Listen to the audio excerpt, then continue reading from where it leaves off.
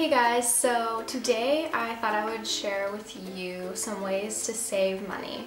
Now, I struggle with this a lot, and these are some of the ways that I have come up with on my own to try and save my money. And now, I'm not saying I'm perfect at all of this. I do fail at a lot of these sometimes, but over the years, I've really tried to put away a lot of my money into savings because you really never know like what could happen, and it's always really good to have some security when it comes to money. And saving is just a really good practice. So I'm gonna be sharing with you about 5 ways that I have learned to save money. So number 1, coffee. Now, if you are a coffee drinker or you drink tea or you like to have something in the morning, the best way to save money is to make that at home. Now, for me, it's coffee, and I like to go to Starbucks or any other coffee shop a lot, and I used to do it every single morning. Now, when I first moved to LA, there was a Starbucks right across the street from me, which when I was in Colorado, that was not the case. I would have to get in my car, go drive there, and it was not far away, but it was far away enough that I would be like, oh, is it worth driving over there? Not really. So I wouldn't go there every morning. But when I moved here and it was so readily available, I could literally walk to it. It was right across the street. I went there pretty much every day. And I would get a venti iced caramel macchiato. They're delicious. That is my favorite drink, and I would go get one of those every single morning. And it's like $6 for a venti of that. So, and sometimes I would have it twice a day. I would go on, because I was interning at the time, and on the lunch break we would go to this like food area that always had a Starbucks in it, and I would just kind of walk on over and get myself another venti caramel macchiato. That's $12 in one day for coffee. Ridiculous. So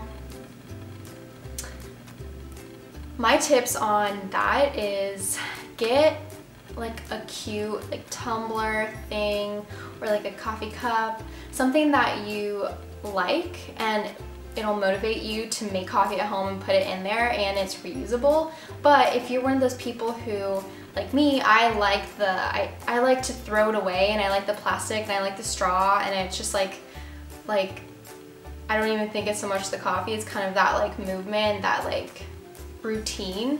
So I buy plastic cups, or like those paper coffee cups, and the disposable ones you can get them at Ross for cheap, and I just take that in the morning, and then when I'm done I throw it away. But most of the time I do try and bring a tumbler because it's reusable. Try not to waste so much, but that's another option if it's kind of like throwing away in the straw and like that whole thing, you know?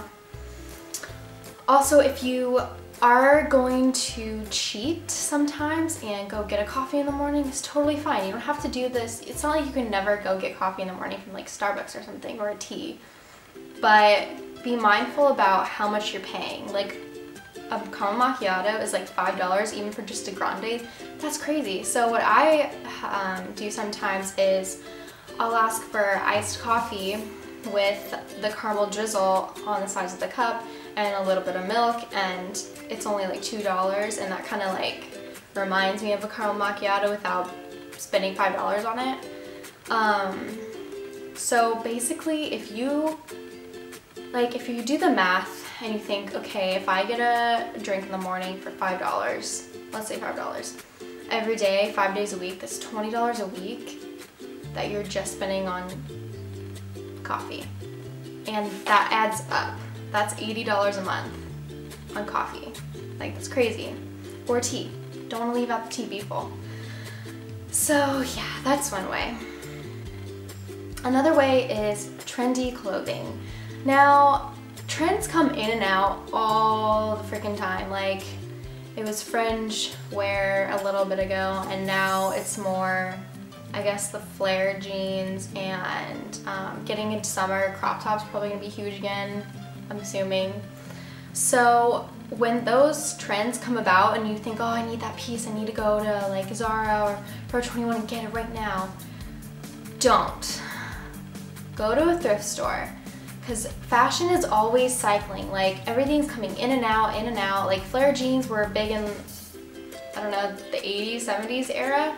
So go over to the thrift store, go through the jeans. There's probably some nice flared Levi jeans that you can get for like 10 bucks instead of going to like the Levi store or buying a $50 of flare jeans that are probably going to go out in a season and it's going back to skinny jeans.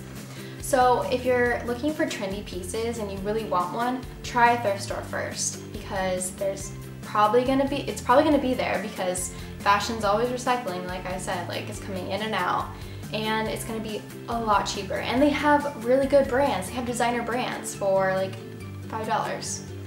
Or go to Forever 21. Don't go anywhere else. Like Forever 21 always has trendy pieces for a little cheaper. Like Zara's good, yes, but they're a little more expensive. And then if you go designer or Nordstrom Rack, you're gonna be spending too much on something you're probably gonna wear twice. So stick to the cheaper items. And it doesn't really matter if it's high quality, because trendy pieces are not gonna last a long time anyway in the fashion world. They're gonna be out in about a month or so, and then something new is gonna hit. So that's another way to save your money. Another way is when you go out to eat. Now, I'm a big victim of this because I'm not always home a lot, and when I'm out and about, I get really hungry. When I'm hungry, I want to eat everything in sight. So I go for like, oh, I want tender greens. I'm gonna go get a $12 salad, you know? But that adds up really quickly, especially if you're eating out twice a day, 3 times a week. That can add up to like $100.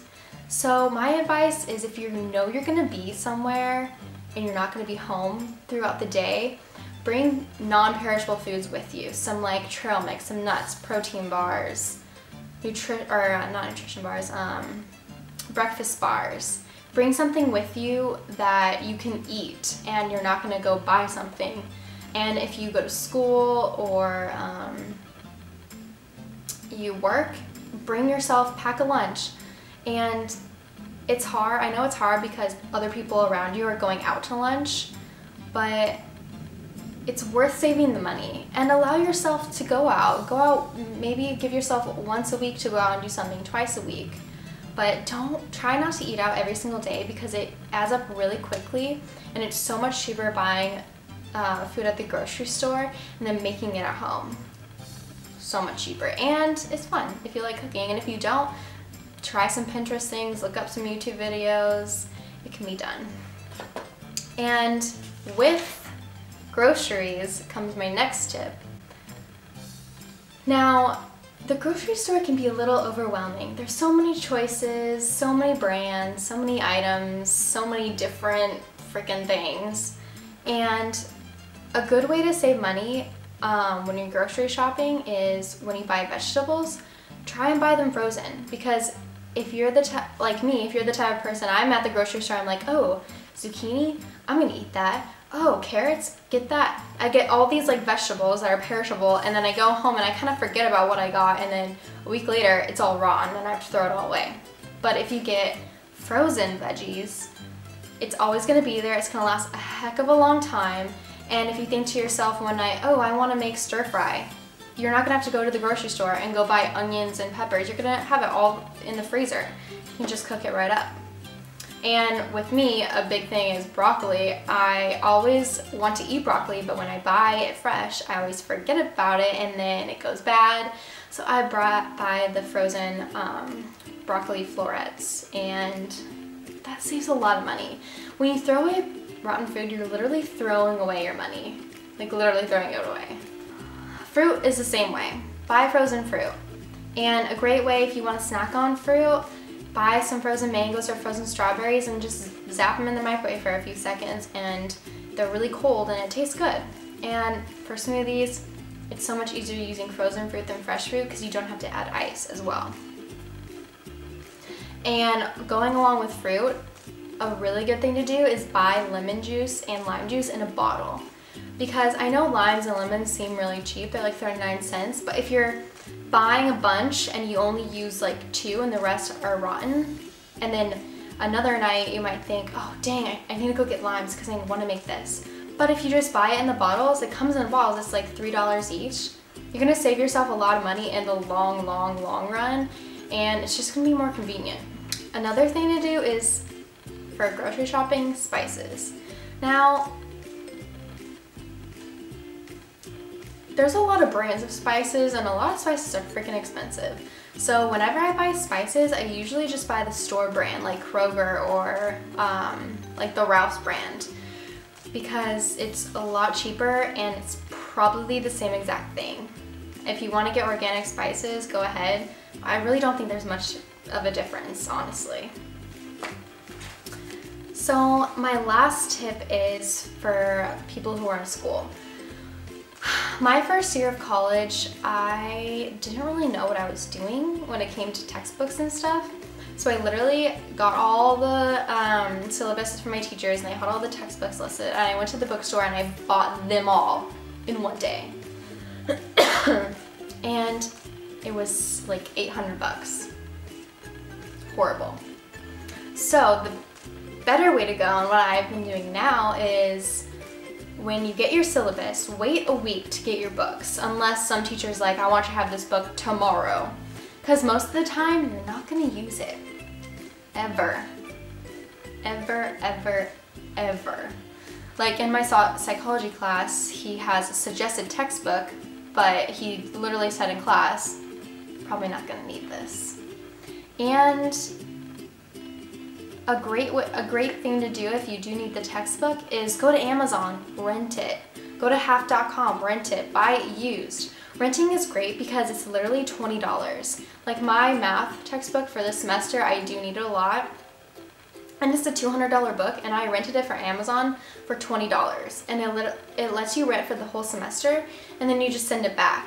But if you're one of those people that destroys your textbooks and spilling everything on it, you probably don't want to rent it because you will get charged for the damage. So if you're really careful about your stuff, renting is going to be a great option, and it's so much cheaper.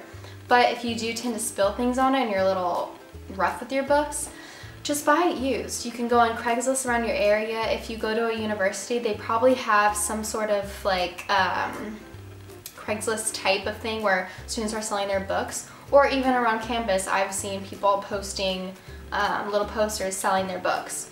Do not ever buy them brand new from the bookstore. Unless I did have a teacher once who literally wrote her own textbook and forced us to buy it. And that really sucked because it was like $180. So hopefully your teacher will have some more options than one they wrote themselves. And going along with that too, if your teacher assigns a book and it's kind of already gone, go and ask them, hey, can I get the lower edition? Is it that much different? And try and get this, like maybe there's the 5th edition that is suggested, but if you ask them, hey, can I get the 3rd or 4th? Is it that much different? They might be okay with it, and it's gonna be heck of a lot cheaper than the brand new edition. Also, school supplies.